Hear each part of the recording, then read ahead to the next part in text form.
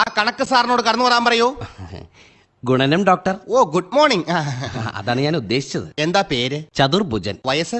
77. 77? അല്ല 7749. സ്ഥലം? കണക്കൻകടവ്. എന്താ ജോലി? കണക്ക് സാറാ. എന്താ അസുഖം? എന്റെ വക്രമുഖത്ത് അർത്ഥവൃത്താകൃതിയിൽ ഒരു ബിന്ദു കണ്ടു. ഓ ഇതൊരു അരുമ്പാറയാണല്ലോ. അതെ, അത് ഹരിച്ചു കളയണം ഡോക്ടർ. ചെറിയൊരു ഓപ്പറേഷൻ വേണ്ടി വരും, അത്രമാത്രം. അയ്യോ, ഓപ്പറേഷൻ വേണോ? ആ. 3721 ഗുളിക 1 വീതം 3 നേരം കഴിച്ച്. അത് പറ്റൂല.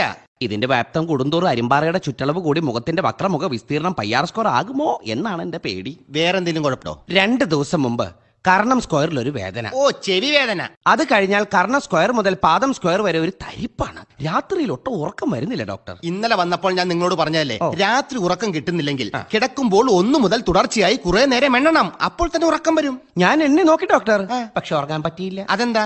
ഞാൻ 1,04,362 വരെ എണ്ണി കഴിഞ്ഞപ്പോഴേക്കും നേരം വെളുത്തുപോയി ഡോക്ടർ.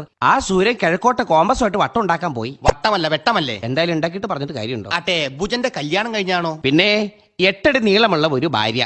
പാദ ചുറ്റളവ് 12 ഇഞ്ച്. അഗ്രതല ചുറ്റളവ് 12 സെന്റിമീറ്റർ. നാക്കിന്റെ നീളോ 100 സെന്റിമീറ്റർ. കുട്ടികൾ എത്രയുണ്ട്? മട്ടക്കുലുള്ള 4 കുട്ടികൾ 4 ചതുർഭുജത്തിലാണ്. പറഞ്ഞാൽ കേൾക്കില്ല. വളർത്തി വലുതാക്കുമ്പോൾ എനിക്ക് കിട്ടുന്ന ആകെ തുക തെറി മാത്രമാണെന്ന് എനിക്കറിയാം. എന്നാലും 100-ൽ 100 മാർക്ക് കൊടുത്ത് വളർത്തുന്നു. ശിഷ്ടം വല്ലതും കിട്ടുമായിരിക്കും. മൂത്രമൊക്കെ എങ്ങനെ പോകുന്നു? കുട്ടികളുടെ മൂത്രമാണോ? എടോ, കുട്ടികളുടെ മൂത്രമല്ല, തന്റെ മൂത്രം എങ്ങനെ പോകുന്നു? 1-നും 2-നും കുഴപ്പമില്ല, 3-നാണ് കുഴപ്പം. 3-നോ? ആ കണ്ടില്ലേ, മുൻവശത്തെ 3 വല്ല പോയത്. ആ എന്ത് പറ്റി? ഇന്നലെ ഭാര്യയുമായി തല്ലുകൂടി. അവൾ എന്നെ മറിച്ചിട്ട് ഗുണിച്ചു. ശിഷ്ടം വല്ലതും? ശിഷ്ടം 3 വല്ല എന്റെ കയ്യിൽ തിരിച്ചു കിട്ടി. ഓ, ഒഴിഞ്ഞു മാറായിരുന്നില്ലേ? വഴി കണ്ടുപിടിക്കാൻ താമസിച്ചു പോയി. എന്താ വഴക്കിന് കാരണം?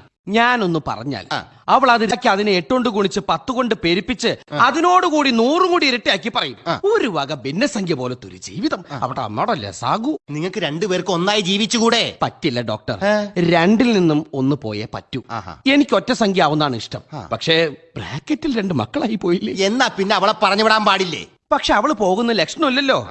അവസാനം ഞാനൊരു സൂത്രവാക്യം കണ്ടുപിടിച്ചു. ഒരു സംഖ്യയിൽ നിന്നും മറ്റൊന്ന് പോയില്ലെങ്കിൽ തൊട്ടപ്പുറത്ത് നിന്നും 1 കടം വാങ്ങിക്കാം എന്നൊരു നിയമമുണ്ടല്ലോ. ഉണ്ട്. അതുകൊണ്ട് ഞാൻ തൊട്ടപ്പുറത്ത് താമസിക്കുന്ന അലക്കാരി ജാനുവിനെ കടമെടുത്തു. ഇപ്പോഴാണ് ജീവിതത്തിന്റെ ഫോർമുല എന്താന്ന് ഞാൻ കാണുന്നത്. അപ്പോൾ ഈ ഹോംവർക്ക് ഒക്കെ എങ്ങനെ പോണത്? അതൊക്കെ ടൈം ടേബിൾ അനുസരിച്ച് അങ്ങനെ പോണു. ചുരുക്കി പറഞ്ഞാ വേറെ പെണ്ണ് കെട്ടി. പിന്നെ ഇപ്പൊ ജാനുവിനെയും എന്നെയും ശിഷ്ടമില്ലാതെ ഹരിച്ചു കളയൂന്നും പറഞ്ഞ് ഭീഷണിപ്പെടുത്തി നടക്കാ എന്റെ പഴയ ഭാര്യ. അവളുടെ തന്തനോട് കണക്ക് വയ്ക്കാൻ വന്നു. അയാളും അളിയന്മാരും എന്റെ മുഖത്ത് നോക്കി എന്തൊക്കെ ചീത്ത പറഞ്ഞെന്നറിയോ? എടാ ഗുണനെ പട്ടി, A+B² നിന്റെ ആരടാ? എന്റെ അമ്മേ. A-B നീ തമ്മിൽ എന്താ ബന്ധം? അതൊക്കെ ഞാൻ സഹിച്ചു. വയസ്സായ എന്റെ മുത്തശ്ശിയുടെ മുഖത്തൊക്കെയാണ് പറഞ്ഞെന്താന്നറിയോ? എന്താണ് പറഞ്ഞത്?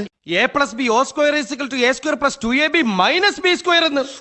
ഒരു ഏ പടത്തിന് പോലും പോകാത്ത എന്റെ മുത്തശ്ശി അത്രയേ അവന്റെ വായത് കേട്ട് ഒരു ഏമ്പക്ക പോലും വിടാതെ വടിയായി പോയി. പിന്നെ ഞാൻ ഒട്ടും താമസിച്ചില്ല. വീട്ടിലിരുന്ന് ഗുണന പട്ടിക എടുത്ത് പോടാ മൈനസേ എന്ന് പറഞ്ഞ അമ്മായപ്പന്റെ നെറുകം തലയ്ക്ക് ഒരു അടി കൊടുത്തു. എന്നിട്ട് അത് നമുക്ക് പ്ലസ് ആയി. എങ്ങനെ? അതോടെ കണക്ക് ക്ലോസ് ചെയ്തില്ലേ. ഇപ്പൊ പുതിയ സിലബസാ. അല്ലെ ഡോക്ടർ, എന്റെ അസുഖത്തിന് രോഗമൊന്നുമില്ലേ? അല്ല, എന്റെ രോഗത്തിന് മരുന്നൊന്നുമില്ലേ? അല്ല മിസ്റ്റർ ഭുജൻ, ഈ അസുഖത്തിന് മരുന്നൊന്നുമില്ല. എന്റെ മാത്തമാറ്റിക്സ് പുണ്യാള. കരയാതിരിക്കൂ, കഴിക്കാനുള്ള മരുന്നില്ല, കേൾക്കാനുള്ള മരുന്ന് തരാം. ചെവിയിൽ ഒഴിച്ചാ മതിയോ? അല്ല, ചെവിയിലൂടെ കടത്തി വിട്ടാ മതി. കമ്പിയാണോ? അല്ല, പാര. എടോ, മ്യൂസിക് തെറാപ്പി.